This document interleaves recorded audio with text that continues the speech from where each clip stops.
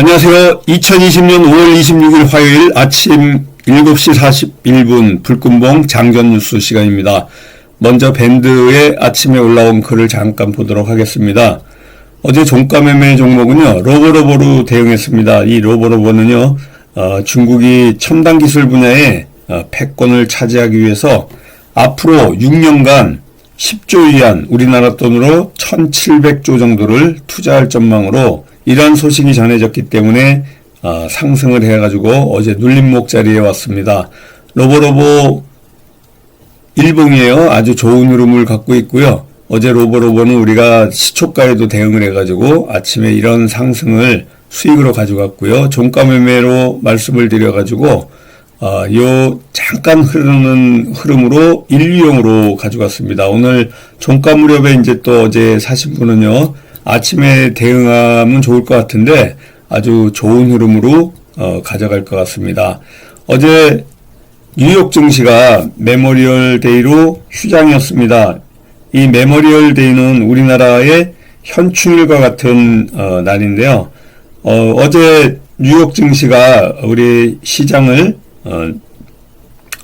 어떻게 예측을 할지 보여주지 못했기 때문에 우리는 오늘 유럽 증시를 한번 바라봐야 될 것 같아요. 유럽 증시는 코로나 바이러스 감염증 억제를 위해 가지고 폐쇄 조치를 했던 유럽 모든 나라들이 단계적으로 지금 경제 해제를 하기 시작했습니다. 이러한 흐름 때문에 전반적으로 어제 유럽 증시가 분위기가 좋습니다.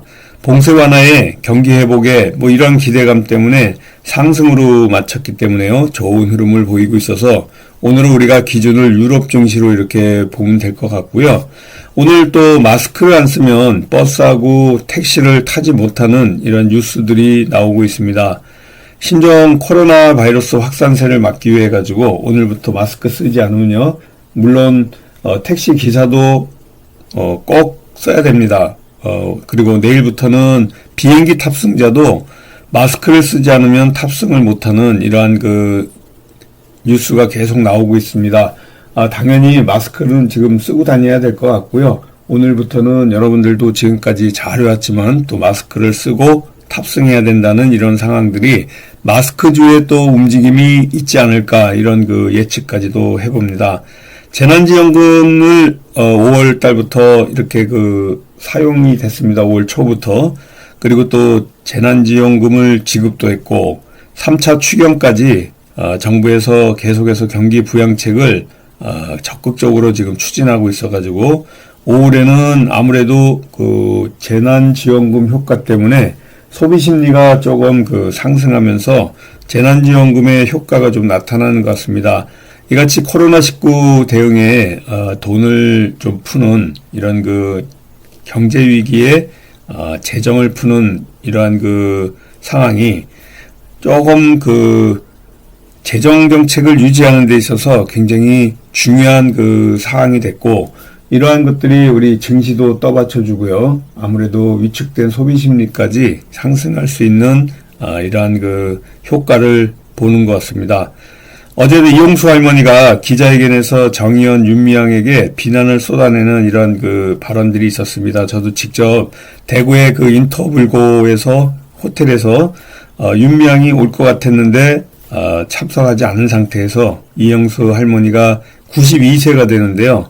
정말 또렷하게 정확하게 입장을 표명하는 것을 이제 들었는데, 정의연에서는 구체적인 입장이 표명이 없이 그냥 마음이 아프다고만 밝힌 이런 상태인데요.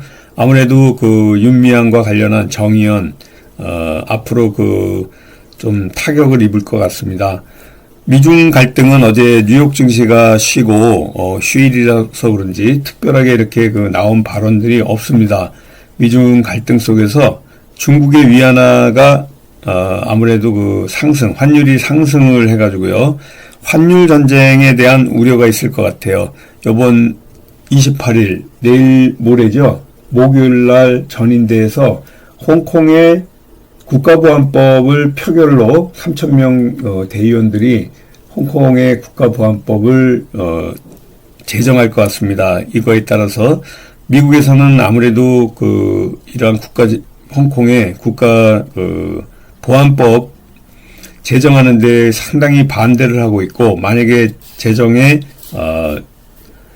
통과를 시킨다 그러면 중국의 제재를 굉장히 많이 가할 것 같습니다.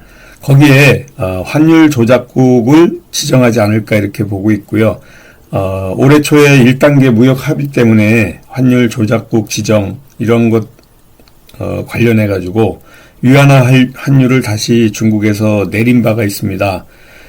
그런데 다시 이렇게 중국에서 환율 전쟁을 선포하고 또 대폭 절하하는 위안화 환율을 상승시키는 걸 이제 대폭 절하라고 하는데요. 이런 환율 전쟁 우려가 나오고 있습니다. 전반적으로 오늘 저녁에는 또 잠깐 비가 오는 이런 소식도 있습니다. 자, 여기까지 이제 오늘 아침 뉴스를 좀 전해드리고요. 오늘 우리 증시에서 가장 주목을 받고 있는 종목이 어떤 종목인가 이렇게 좀 살펴봐야 될 것 같습니다. 삼성전자, 시총 1위 삼성전자가 연일 떨어지다가 어제 하락세를 좀 멈추고요.